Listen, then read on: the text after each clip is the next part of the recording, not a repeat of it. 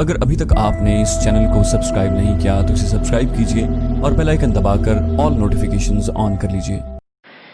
ایک مسلمان کی سب سے بڑی خواہش اور چاہت اور ترجیح یہ ہونی چاہیے کہ اس کی اولاد کردار کے لحاظ سے، امر کے لحاظ سے کہاں کھڑی ہو۔ عباد الرحمن فرمایا یہ رحمان کے بندے ہیں، ان کی اپنے گھر والوں کے لیے سوچ و فکر کیا ہے۔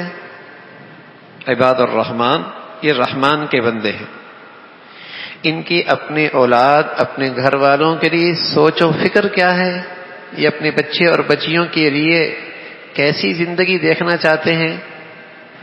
تو رحمان کے بندوں کی خوبیاں بتاتے بتاتے بتاتے یہ بتایا کہ یہ اپنے گھر والوں کے لیے یہ دعا کرتے ہیں، ربنا هب لنا من ازواجنا وذرياتنا قرة اعین واجعلنا للمتقین اماما۔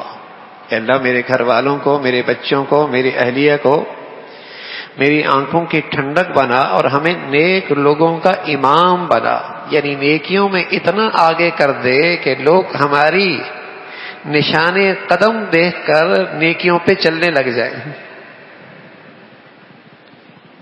میرے بچوں کو، میرے گھر والوں کو نیکیوں میں اتنا بلند مرتبہ عطا فرما کہ ان کے نشان قدم پہ لوگ نیکیوں کا راستہ تلاش کریں،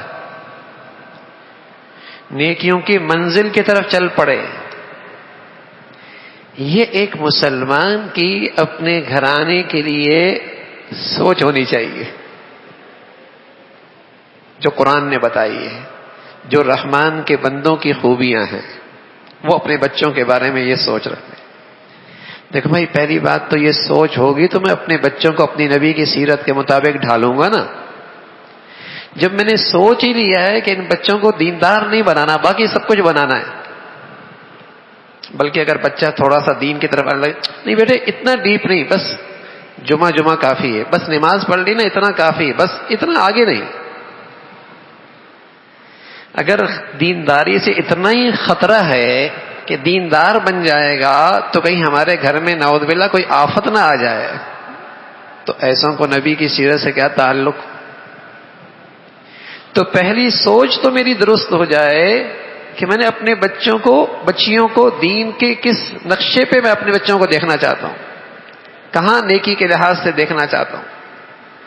پھر اگلا قدم ہے نا کہ میں نے اپنے بچوں کو نیک بنانا ہے، تو اس کے لیے طرز عمل کیا ہونا چاہیے، طرز عمل کیا ہونا چاہیے۔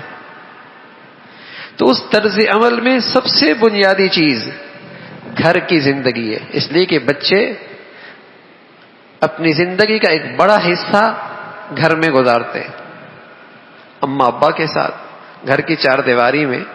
تعلیمی ادارے میں بھی جاتے ہیں چند گھنٹوں کے لیے، باہر جائیں گے چند گھنٹوں، لیکن سب سے زیادہ وقت ان کا گھر کی زندگی میں گزرتا ہے۔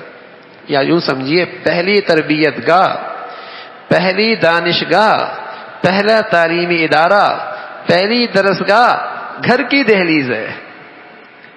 اب یہ دیکھنا ہے کہ اس گھر کے اس تربیتی تعلیمی درسگاہ میں دونوں اساتذہ کا کردار کیا ہے، اماں ابا کا، یہ دونوں مربی ہیں، یہ دونوں معلم ہیں، ان کا طرز عمل کیا ہے۔ اور بچے زبان کے بول کم سنتے ہیں، آنکھوں سے وہ زیادہ چیزیں نوٹ کرتے ہیں۔ بچے جو ہیں، ایک عمر ہوتی ہے، اس عمر میں بچے آنکھوں سے سیکھتے ہیں، زبان سے کم سیکھتے ہیں۔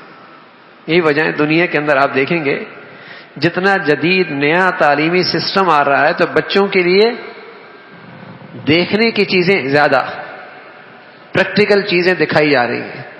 کانوں سے بچہ کم سنتا ہے، زبان کی تقریر بچہ کم سنتا ہے، آنکھوں کے مشاہدے سے وہ زیادہ سیکھتا ہے۔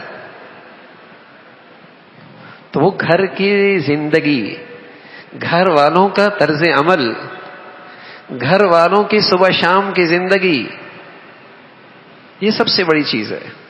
جانے سے پہلے اس ویڈیو کو لائک کیجئے اور شیئر کرنا مت بھولیے۔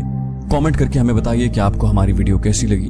اور اگر ابھی تک آپ نے اس چینل کو سبسکرائب نہیں کیا تو اسے سبسکرائب کیجئے اور بیل آئیکن دبا کر آل نوٹیفیکیشنز آن کر لیجئے